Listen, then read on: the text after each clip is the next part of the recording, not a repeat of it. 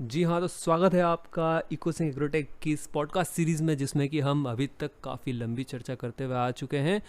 और इस चर्चा के अंतर्गत हमने काफ़ी सारी विस्तार से बातें करी है, हर तरह की बीमारी, हर तरह की रोग प्रतिरोधक क्षमता को विकसित करने के बारे में, और पपीते में किस प्रकार से आपको सफल बनाया जाए इसके बारे में।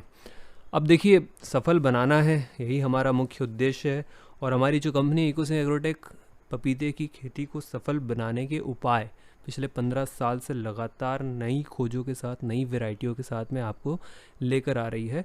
और जिसके अंदर सबसे बड़ा और सबसे प्रमुख सवाल है वायरस, जो कि सबसे बड़ी समस्या रही है पूरी दुनिया के सामने। पपीते की खेती में जो नंबर 1 दुश्मन होता है, ये हमारा सबसे आखिरी से आखिरी ऑडियो है। हमने सारी बातें करी है। इस ऑडियो के अंदर हम पपीते के वायरस के बारे में बात कर रहे हैं कि उसमें किस प्रकार के वायरस की बीमारी आती है और उसका किस प्रकार से हम बचाव कर सकते हैं। और हमें बड़ा हर्ष है, बड़ा गर्व है कि दुनिया में पिछले 40 सालों से पपीते की खेती पे जो सबसे बड़ी समस्या है, पपीता रिंग स्पॉट वायरस, जो आज भी मौजूद है पूरी दुनिया में, भारत देश में भी। और जो पुरानी वैरायटीज़ हैं, रेड लेडी 786 और उसके पहले की और उसके साथ की सारी वैरायटीज़ जो कि वायरस पे अच्छा नियंत्रण नहीं दे पा रही थी, इसको देखते हुए हमने बेहद प्रयास किए और बेहतरीन वायरस के प्रतिरोध क्षमता वाली कुछ वैरायटीज़ विकसित की, जिसमें सबसे प्रमुख है ग्रीन बेरी, आइसबेरी, और सबसे नई नवीनतम जो कि ठीक ग्रीन बेरी के समान हमारी वैरायटी है, रसबेरी।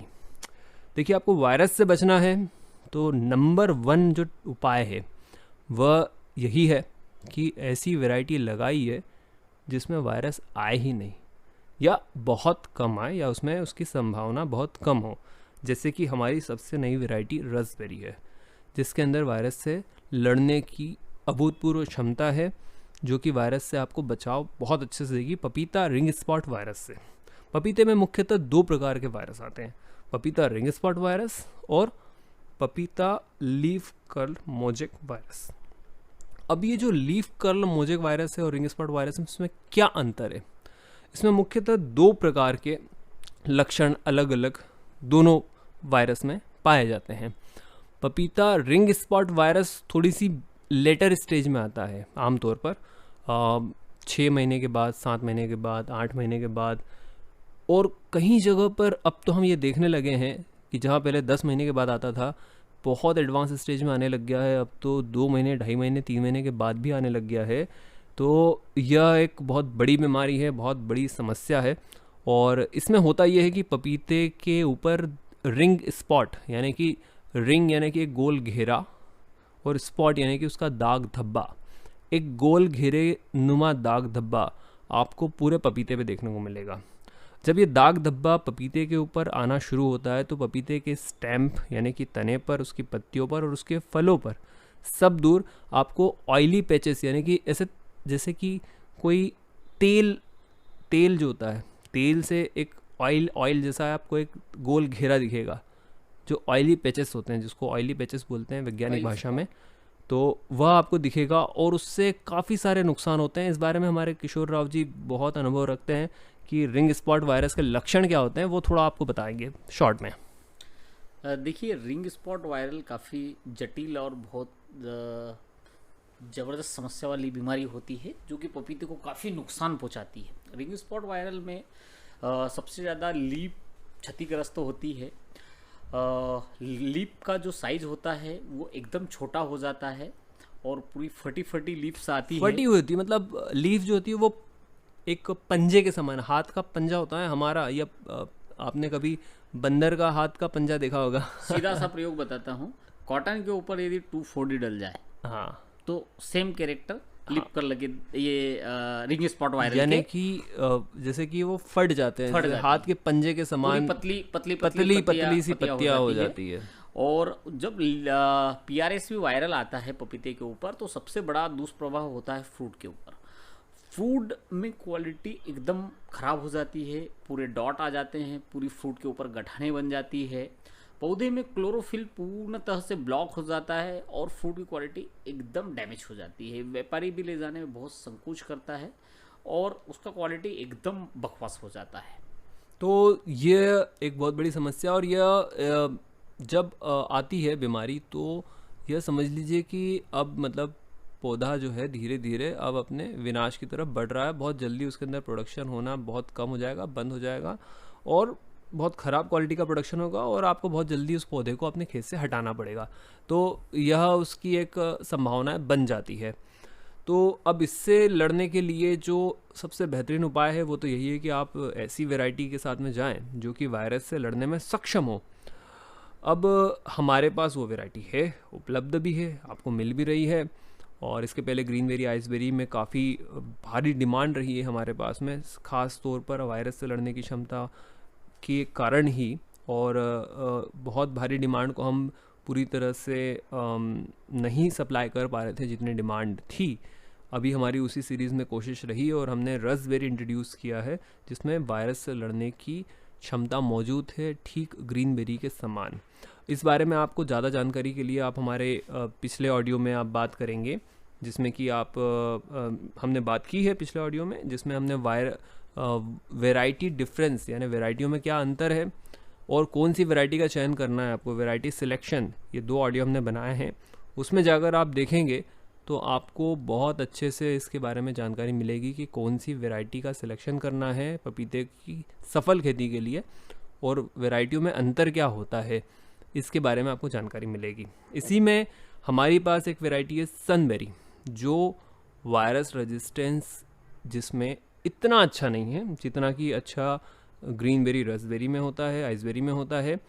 तो अब हमारे पास एक यह प्रश्न खड़ा होता है कि भैया सनबेरी के अंदर वायरस रेजिस्टेंस इतना अच्छा नहीं है तो हम सनबेरी में खेती करने क्यों जाएं, और अगर जाएं तो किन आधारों पर जाएं। तो इस बारे में मिस्टर किशोर राव आपको थोड़ी सी जानकारी देंगे और साथ साथ मैं उनका साथ दूंगा इसमें और जानकारी आपको बढ़ाने के लिए।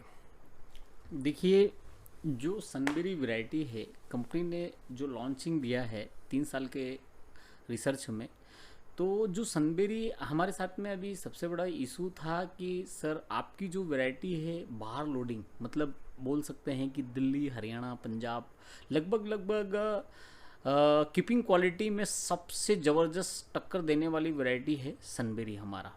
रेड लेडी के कंपेयर में यदि बात करें तो आज की डेट में सनबेरी का माल सभी राज्यों में जा रहा है। लगभग 12 दिन कीपिंग क्वालिटी स्टोरेज रहने की, उसकी होल्ड रहने की कैपेसिटी है 12 दिन।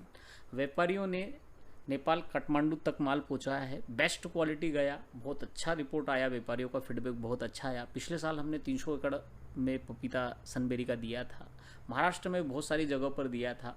किसानों का फीडबैक है, ये पर्सनली हमारा फीडबैक नहीं है। और इस साल तो 1000 एकड़ से भी ज़्यादा जा रहा है। और किसानों का कहना है कि सनबेरी में प्रति किलो पर प्लांट 80 से 85 किलो पर प्लांट का इल्ड मिला है जी, और एवरेज एकड़ का बोले तो 40 से 60 टन प्रति एकड़ का किसानों को उत्पादन सनबेरी में मिला है। एवरेज, बेस्ट क्वालिटी, शानदार। रेड लेडी के कंपेयर यदि हम बात करें आज के डेट में, तो किसानों का फीडबैक है कि कहीं ना कहीं रेड लेडी से वायरल प्रतिरोधक क्षमता आज की डेट में बेहतर फील्ड पे दिख रही है। ये फार्मरों का फीडबैक है कि क्वालिटी में कहीं ना कहीं किसान संतुष्ट है, और जिन गांवों में प्लांट पिछले साल लगा था वहाँ काफ़ी भारी तादाद में उन्होंने नया प्लांट भी डिमांड किया है। तो यही समझने वाली बात है। देखिए, वायरस रेजिस्टेंस जो था वैरायटी टू वैरायटी डिफरेंट करता है। देखिए, हमने ये बोला कि वायरस सनबेरी में अगेंस्ट द वायरस बहुत अच्छी प्रतिरोधक क्षमता, उतनी अच्छी नहीं जितनी अच्छी ग्रीनबेरी में है, लेकिन ग्रीनबेरी और रसबेरी में, आइसबेरी में होती है।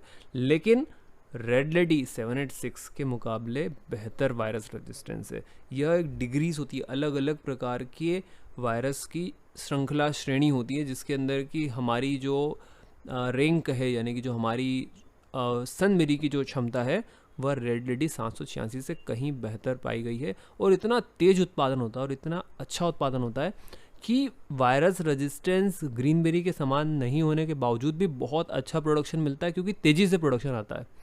और तेज़ी से और बड़ा प्रोडक्शन मिल जाता है।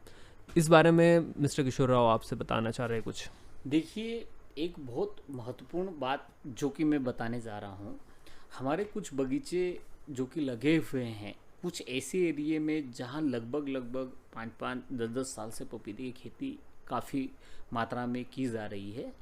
तो कुछ एरियो में हमारा प्लांट ऐसी डल जगह पर भी लगा था जहाँ पपीता पुराना फील्ड पर खड़ा है और उसके नज़दीक में प्लांट लगाया है। हम लोग सजेस्ट नहीं करते किसी भी फार्मर को, एक बहुत विचारणीय बात है। कोशिश करें, पॉसिबल नहीं है, लेकिन आप कृषक यदि कर सके तो कोशिश करिएगा। हम तो बहुत स्पष्ट तौर पे मना करते हैं, क्योंकि जो भी किसान है यदि मेरा नाम आएगा तो वो इस बात से समर्थन जरूर देगा कि जहाँ पुराना क्रॉप खड़ा है पपीते का और वो नए प्लांट के लिए यदि हमसे डिमांड करता है तो हम स्पष्ट तौर पे मना करते हैं, बहुत स्पष्ट तौर पे। कई किसानों को ऐसा लगता है कि सर हमको प्लांट नहीं देना चाहते हैं या हमको पौधे नहीं देते हैं, तो उसका मेन रीज़न है हमको पता है कि पुराना क्रॉप खड़ा है, उसके नज़दीक में पपाया लगाने जा रहे हैं, 99.9% क्रॉप आपका डैमेज होगा वायरस के कारण, क्योंकि वायरल ट्रांसलेट होता है पुराने से नए क्रॉप में। तो हम लोग प्लांट सजेस्ट नहीं करते, हम बिल्कुल मना करते हैं। और कृषक फिर इस चीज़ को मानता ही नहीं कि हमको तो आप प्लांट दो, वो हमारा रिस्पॉन्सिबिलिटी, वो हमारी जवाबदारी। तो फिर हम उसको देते हैं कि ठीक है भाई, तू एक बार प्रयोग करके देख ले, जब प्रैक्टिकली होगा तब समझ में आएगा। तो फिर वो चीज़ों को मानते भी कि बिल्कुल सही बात है। लेकिन कई किसानों के साथ में ऐसा है कि सर मेरा पड़ोसी लगा रहा है, उसका बगीचा है खड़ा, मेरा खेत वहीं है, मैं क्या करूं। तो फिर ऐसी जब सिचुएशन कहीं बनता है, ऐसी कंडीशन आती है कि जहां कोई ऑप्शन ही नहीं है, तो फिर कृषक लगा सकता है। लेकिन मैं सजेस्ट नहीं करूंगा, क्योंकि मेरा पपीते में जो अनुभव है उसमें हमने बहुत अच्छे से देखा है कि जहां पुराना बगीचा खड़ा है, पुराना बगीचा जिसमें ऑलरेडी वायरल इन्फेक्शन है, उस एरिया में तो पपीता न लगाए। एरिया चेंज कर दे, खेत चेंज कर दे, लोकेशन चेंज कर दे, या 6 महीने का गैप दे के फिर वहां नया लगाए, 1 साल होल्ड कर ले। तो वायरल के लिए एक बहुत बड़ी चीज मैं यहाँ ये बताने जा रहा हूँ कि कोशिश करें, इन्फेक्शन, वायरल इन्फेक्शन को हम खुद बढ़ावा देते हैं, हम खुद हमारी फसल में एक जगह से दूसरे जगह उसको ट्रांसलेट करते हैं। यदि कृषक चाहे तो वो पपीता हर साल खेती कर सकता है, लेकिन यदि तरीका वो हम जो बता रहे हैं वो करे तो पपीता जब भी लगाए, जिस लोकेशन पे लगाए है वो ख़त्म हो, उसके बाद उसके साइड में नया लगाए, अन्यथा वो एरिया चेंज करके लगा दे। लगभग 80% बीमारी से वो किसान मुक्त उसी जगह हो जाता है जहां उसने ये डिसीजन ले लिया कि मैं यहाँ पपीता पुरानी जगह पे नहीं लगाऊं, मैं नया फ्रेश एरिया में लगाऊंगा। अब देखिए, मैं इसके पीछे का मैकेनिज्म समझाता हूँ कि ऐसा क्यों सजेस्ट किया जा रहा है मिस्टर किशोर राव के द्वारा। ऐसा इसलिए किया जा रहा है क्योंकि जो वायरस की समस्या होती है वह पौधे से दूसरे पौधे पर कैसे आती है, वह आती है रस चूसक कीड़ों के द्वारा। वो जो रस चूसक कीड़े वर्तमान समय में अगर कोई पुराना बगीचा लगा हुआ है आपका जिस पे वायरस की समस्या है, पपीता रिंग स्पॉट वायरस है ऑलरेडी, उस पर से वो रस चूसक कीड़े अपना काम करेंगे, रस चूसेंगे, वायरस को अपने अंदर ग्रहण करेंगे। वेक्टर का काम करते हैं रस चूसक कीड़े, यानी कि वायरस को एक जगह से दूसरी जगह ट्रांसफॉर्म करने का या कहे ट्रांसपोर्ट करने का काम करते हैं। वो एक से दूसरे पौधे में पहुंचा देते हैं उसे।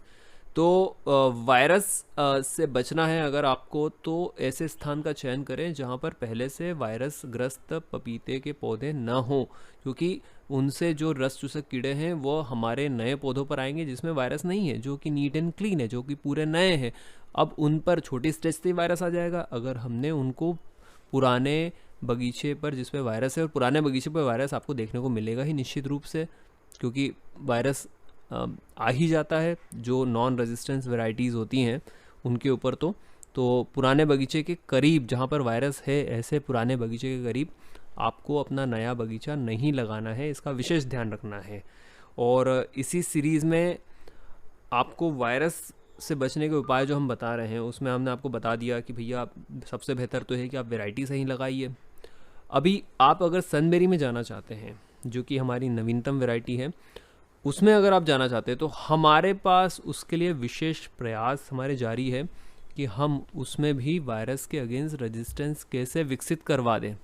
तो उस वायरस के अगेंस्ट उसका जो प्रतिरोधक क्षमता है उसको विकसित करने की कोशिश में हमने बहुत अच्छा एक उत्पाद हम लेकर आ रहे हैं, जो हमारा ऑलराउंडर उत्पाद है, ऑल पर्पस सॉल्व करता है। स्पेशली वो वायरस के लिए ही बना हुआ है, स्पेशली वायरस के खिलाफ काम करने के लिए बना हुआ है।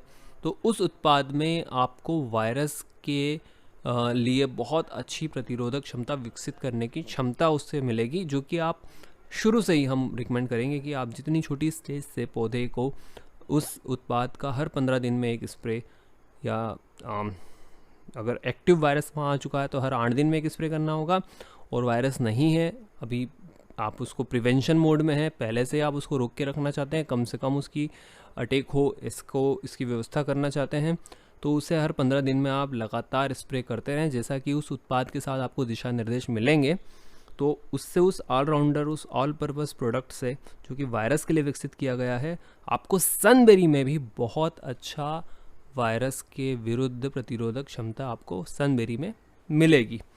और यह एक उपाय आप कर सकते हैं सनबेरी को वायरस के अगेंस्ट और अच्छा बेहतर बनाने के लिए। इसी प्रकार से जो दूसरा वायरस आता है जिसके बारे में हम बात अब करने जा रहे हैं, पपीता लीफ कर्ल मोजेक वायरस। अब ये जो लीफ कर्ल मोजेक वायरस आता है, यह कम समस्या देता है या कम समय के लिए समस्या देता है। जो मुख्य समस्या है वो तो पपीता रिंग स्पॉट वायरस आता है, जो कि पूरी फसल को ही नष्ट कर देता है, जो बहुत बुरी तरह से प्रभावित कर चुका है और कर रहा है पूरी दुनिया के अंदर वायरस। वो है पपीता रिंग स्पॉट वायरस, यानी कि PRSV। तो उसके बारे में हमने बात कर ली है और उसके उपाय बता दिए हैं, और उस पर जो हम नया प्रोडक्ट लेकर आ रहे हैं उसके बारे में बात हो गई है। अब आ रही है बात पपीता लीफ कर्ल मोजेक वायरस की। अभी जो लीफ कर्ल मोजेक वायरस है, इसके लक्षण थोड़े अलग होते हैं। मोस्टली ये अर्ली स्टेज में आता है, देखा गया है, लेट स्टेज में ये कम आता है। अर्ली स्टेज में मतलब कि पौधा जब नया होता है, छोटा होता है, 2-2.5 महीने का होता है, उसके आसपास में आता है। और अधिकतर हमने देखा है कि हमने अगर पौधा अप्रैल में लगा रखा है, मार्च में लगा रखा है, तो ये मई के एंड में, जून में आने की इसकी हमने बहुत बार देखा है कि जब उमस वाला मौसम होता है, तेज़ गर्मी और उमस, वो बहुत कठिन समय होता है पपीते के लिए, क्योंकि उस समय फंगस की भी समस्या ज़्यादा होती है, रस चूसक कीड़े भी आने शुरू हो जाते हैं उमस के कारण। और यह जो लीफ कर्ल मोजेक वायरस है, ये भी देखने को हमको मिलता है। तो लीफ कर्ल मोजेक वायरस के बारे में आपको जानकारी मिली गई है कि उसके लक्षण क्या होते हैं। इसमें पपीते के जो समय तो आपको पता चल गया, लेकिन लक्षण ये होता है कि कर्ल हो जाता है। कर्ल का मतलब होता है घुमाव हो जाना। लीफ कर्ल यानी कि पत्तियाँ सिकुड़ कर घूम जाती है, गोल हो जाती है, एकदम अंदर की तरफ बंध जाती है, और पपीते का पूरा पौधा चोक हो जाता है, पूरी तरह से बंद हो जाता है, पूरी तरह से वो घुट जाता है। तो इस तरह से वो घुट कर सिकुड़ जाता है। यह लीफ कर्ल मोजेक वायरस में होता है, और इसके खिलाफ रेजिस्टेंस वाली वैरायटी अभी तक कोई ख़ास वैरायटी अब बनी नहीं है। हमारी भी जो सारी वैरायटीज़ हैं और दुनिया की सारी दूसरी वैरायटीज़ है, किसी भी पपीते की वैरायटी में लीफ कर्ल मोजेक वायरस के लिए कोई ख़ास प्रतिरोधक क्षमता विकसित नहीं है, क्योंकि ये समस्या ज़्यादा नहीं देती है, कुछ छोटे से समय के लिए आती है और कम पौधों पर नुकसान करती है। कभी कभी कहीं कहीं पर ये ज़्यादा नुकसान भी कर देती है, कभी कभी कहीं कहीं का पूरे के पूरे पौधे भी नष्ट हो जाते हैं, लेकिन ऐसा कम होता है। पपीता रिंग स्पॉट वायरस की तरह ये सब दूर नहीं आती है और सारी जगह नहीं आती है, यह कम जगह पर आती है और कम समय के लिए आती है। तो उस समय क्या करना है आपको? उस समय भी हमारा जो मल्टीपर्पस पपीता वायरस के खिलाफ जो हम उत्पाद लेकर आ रहे हैं, जो प्रोडक्ट लेकर आ रहे हैं, वह उसमें भी काफ़ी आपकी मदद करेगा, क्योंकि वह बना ही है वायरस के खिलाफ लड़ने के लिए। तो वह आपके लीफ कर्ल मोजेक वायरस में भी आपको सहयोग देगा। साथ ही साथ आपको हमने जो उपाय बताए हैं, सावधानियां बताई है, वो सारी ध्यान रखना है। फंगस से बचा कर रखना है, पपीते को अच्छा पोषण देना है, अच्छे बैक्टीरिया उसको पर्याप्त मात्रा में उपलब्ध करवाना है, ताकि पपीते की ओवरऑल जो बीमारियों से लड़ने की क्षमता है वह बेहतर बनी रहे। जितनी अच्छी इम्यूनिटी बनी रहेगी पपीते के पौधे की, उतना अच्छे से वो लीफ कर्ल मोजेक वायरस से भी लड़ेगा, पपीता रिंग स्पॉट वायरस से भी वह मुकाबला करेगा। तो इस प्रकार वायरस से बचना हो तो ओवरऑल सारी बीमारियों से बचाना है। वायरस के लिए सबसे ज़्यादा सपोर्ट करता है फंगस। अब फंगस पर भी हमने पूरा एक ऑडियो बना रखा है, वो भी आप जाके सुनेंगे, जिसमें कि वाटर मैनेजमेंट वाला भी, जिसमें कि फंगस से किस प्रकार से आप पानी के द्वारा नियंत्रित करके फंगस को बचा सकेंगे, और फंगीसाइड का उपयोग करके आप फंगस को बचा सकेंगे, जैविक ऑर्गेनिक फंगीसाइड का उपयोग करके आप फंगस से बचा सकेंगे। तो फंगस जो होती है वो वायरस को सपोर्ट करती है।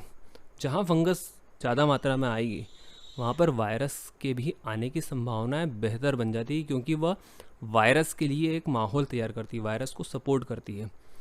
तो फंगस से आपको बचा के रखना है, पपीते को स्वस्थ रखना है, इसके सारे उपाय हमने बताए हैं। अच्छा पोषण देना है, हर तरह की बीमारियों से पपीते को बचा के रखना है, अच्छी देखभाल करना है। सारे उपाय हमने हमारी पूरी ऑडियो पॉडकास्ट सीरीज़ में बताए हैं। वो सारी ऑडियो आपको पीछे जाकर सुनना है, और सारे उपाय आपको सावधानियाँ सारी रखना है, ताकि आप अधिकतम उत्पादन ले सकें। और विशेष करके हमारा जो वायरस के लिए उत्पाद प्रोडक्ट आ रहा है, उसका लगातार आपको हर 15 दिन में उपयोग करना है, जिससे कि आप उस बीमारी से अपने पपीते के पौधे की रक्षा कर सके, और एक बहुत अच्छी सफल पपीते की खेती हमारे देश में आप सारे किसान लोग करके एक अच्छा उत्पादन प्राप्त करें और एक अच्छा मुनाफा आप लोग कमाएं। इसी शुभकामना के साथ में इस ऑडियो पॉडकास्ट सीरीज़ में आप सबका धन्यवाद करते हुए हम आपसे फाइनली विदा लेते हैं। आप सबका बहुत बहुत धन्यवाद।